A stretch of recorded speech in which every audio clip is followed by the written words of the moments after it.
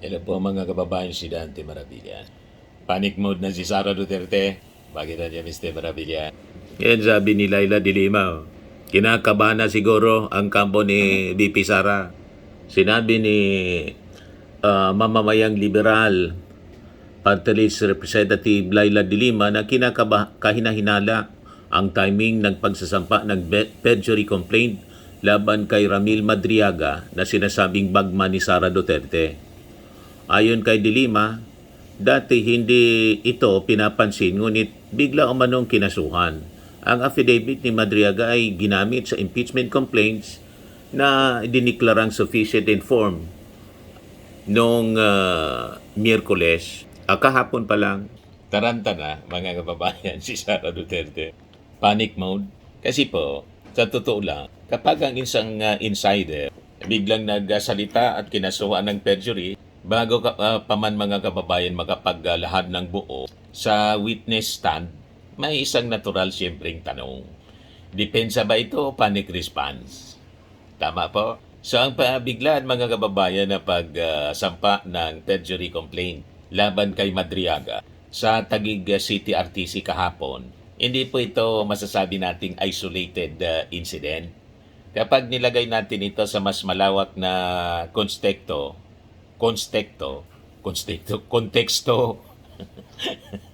so makikita natin mga kababayan ang tatlong sabay-sabay na galaw.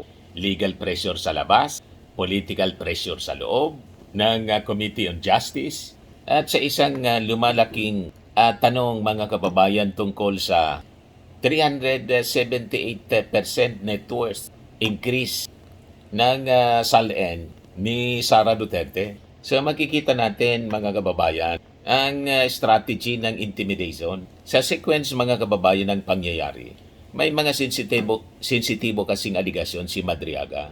May pagdinig sa Kongreso kung saan pwedeng magsalita si Madriaga po. Then biglang may kasong perjury na sinampa si Sara. Pero siyempre sa batas, may karapatan ng sino man na magsampa ng reklamo kung naniniwala siyang may perjury talaga. Pero sa political crisis management mga kababayan, ang timing ang nagsasalita. Kapag ang isang testigo ay nilagyan agad ng kasong kriminal, bago pa siya makapagsalita, nagkakaroon ito ng chilling effect. At ang mensahe sa iba pang posibleng whistleblower, may kapalit ang pagsasalita. So malinaw po itong aggressive containment strategy na masasabi natin. Tinatarget po yung witness sa pamamagitan ng biglang pagkilos ng kampo ni Sara Duterte. Maliwanag po na isang defensive move po ito para sirain yung credibility ng witness. Ilipat po ang atensyon mula sa aligasyon patungo sa karakter. I-precondition ang publiko na sinungaling yung testigo, si Madriaga. So kapag ang narrative po ay perjury case, imbes na kung ano yung laman ng testimonya, malinaw po ang diversion. Tama po? Tawag dyan narrative control. Ngayon, dito naman tayo sa atake sa loob. Itong Suntay factor, si Congressman Bong Suntay, nasulong bumoto ng no. Diba? So habang may legal action mga kababayan sa labas, may political maneuvering naman po na nakikita tayo sa loob. Ito yung papel na ginagampanan ni Suntay. So sa Committee on Justice, kapansin-pansin po yung agresibong pagtatanong at pag-question sa credibility at bigat ng mga akusasyon. May kinalaman sa mga aligasyon laban kay Sara Duterte. So anong perception? Maagang pag-iipit sa testigo. Pagputol ng linya ng argumento. Pag-shift ng focus sa personality imbes na sa sustansya. So kung may intimidation lawsuit na final mga kababayan sa RTC Taguig at may parallel pressure sa loob ng kamera, lumalabas ang pattern. Tag team tactics. Sa labas, nandun yung legal pressure. Sa loob naman po, political pressure. So ano yung objective? Huwag makabuo ng momentum yung impeachment. Huwag makakuha ng simpatya sa publiko nitong si Madriaga So ang pinakamabigat mga kababayan na issue dito, yung money trail.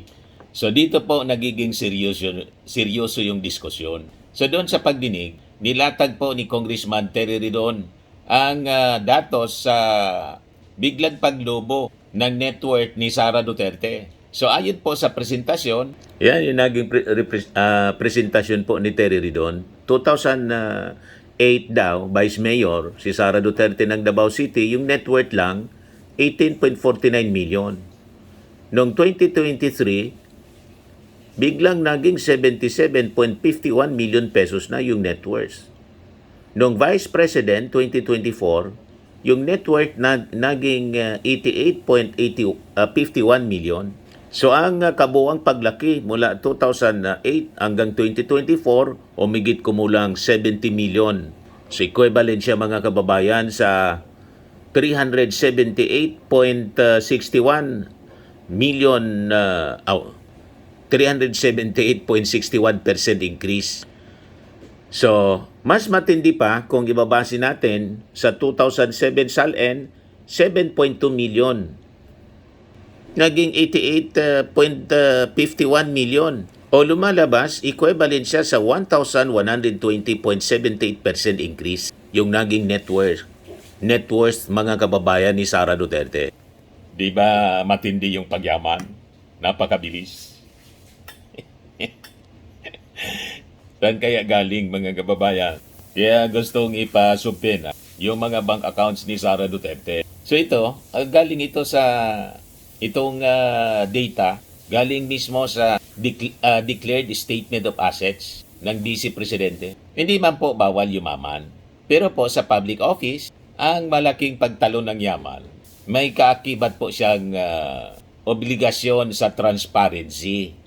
Tama po. So dito po mapasok yung Madriaga link. Kaya po nasa panic mode na ang kampo ni Sara. Kaya po nakita natin, pangiti-ngiti siya. Hindi daw siya mga kababayan nanonood sa hearing ng Congress kasi may busy daw siya sa ibang bagay. Busy siya pala sa paganda sa pag-file ng kaso laban kay Madriaga. At si Madriaga mga kababayan, sinecure na ng NBI kasi humingi ng saklolo kasi may banta na mga kababayan sa kanyang buhay. May gustong manakit mga kababayan. So si Madriaga mga kababayan, hindi po siya random critic.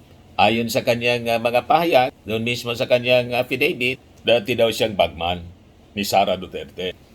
Na of course, dininay ni Sara. Pero kung totoo, na may awak siyang impormasyon, tulad ng sinabi niya sa affidavit, na posibleng funding channels, alleged pogo links, alleged drug link financial streams. Ang kanyang testimony mga kababayan, maaring magbigay ng linaw kung saan ang galing ang capital acceleration na kini-question po ng committee. So dito po mga kababayan pumapasok yung pinakasensitibong tanong. Kung may awak siyang detalye mga kababayan na pwedeng connecting the dots sa 378% na wealth increase, natural talaga na magpapanik yung response mga kababayan ni Sara. So kapag pinagsama ang mga ito, yung biglaan na pag-file ng perjury case kahapon, aggressive questioning ng Justice Committee, public discussion ng 378% to 1,120% wealth increase, insider claiming knowledge ng financial trail. Hindi po ito simpleng isolated incidents. Ito ay pattern. Sa political damage control mga kababayan, mayroon tayong tinatawag na golden rule. The intensity of the response often reflects the perceived threat. So tanong mga kababayan, panic mode o legitimate defense? Ano tingin ninyo mga kababayan? So may posibleng dalawang basa. Una, legitimate defense. Inakusahan si Sara, kaya siyempre natural lang na gumamit ng legal remedy. Pangalawa, preemptive suppression. Bago pa mga kababayan lumabas yung mabibigat na detalye, inunahan na po yung witness na kinasuhan para sirain yung credibility. Kaya kinasuhan ng perjury. Tama po. Anyway, ang publiko po yung uhusga nito. Subalit mga kababayan, isang bagay yung malinaw. Kung walang dapat po na ikabahala, transparency ang pinakang malakas na depensa. Hindi po yung intimidation optics. Tama po? So ito po yung real issue. Ito po yung tungkol sa accountability, financial transparency, at kung papayagan ba natin ngayong mga testigo ay takutin bago pa makapagsalita. Sa demokrasya mga kababayan, ang sagot sa aligasyon, investigasyon, hindi po pananakot o intimidation. Kapag kasi katotohanan ang kakampi mo, hindi mo kailangang magmadali. Pero kapag ang sistema ang ginagamit para patahimikin ang insider, hindi lang isang tao ang tinatarget, kundi ang mismong prinsipyo ng accountability. At sa laban po mga kababayan ng transparency at intimidation, ang panig na natatakot ang unang nagmamadali. Tama po mga kababayan? Ayan lang po ang ating short video ngayon. Ako po si Dante Maravillas. Bye-bye. God bless.